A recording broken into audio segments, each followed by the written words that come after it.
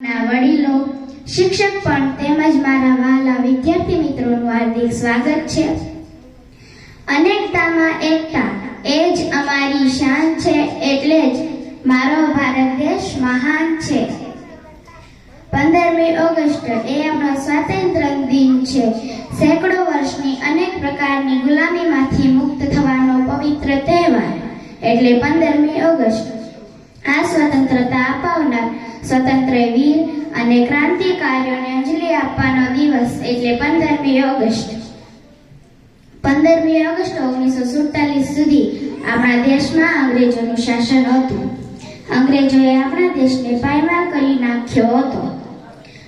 લોકોનો ગૃહ ઉદ્યોગો પડી ભાંગ્યા હતા।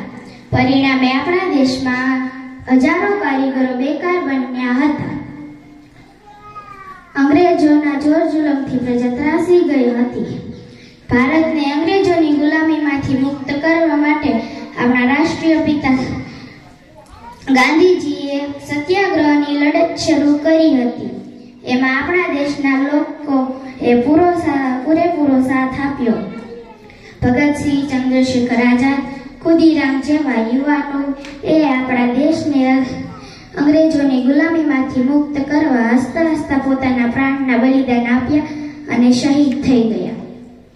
છેવટે મહાત્મા ગાંધીજી અને લોકો અને આવા વીર યુવાનોના સહયોગથી આપણા દેશને 15મી ઓગસ્ટ 1947ના દિવસે અંગ્રેજોની ગુલામીમાંથી મુક્તિ મળી અને આપણો દેશ આઝાદ થયો।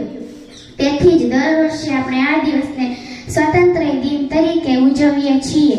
આપણે પણ શાળાઓમાં, કોલેજોમાં, સરકારી કચેરીઓમાં ધ્વજવંદનનો કાર્યક્રમ કરીએ છીએ અને દેશની આઝાદીનો આનંદ મનાવીએ છીએ। જય હિન્દ, જય ભારત।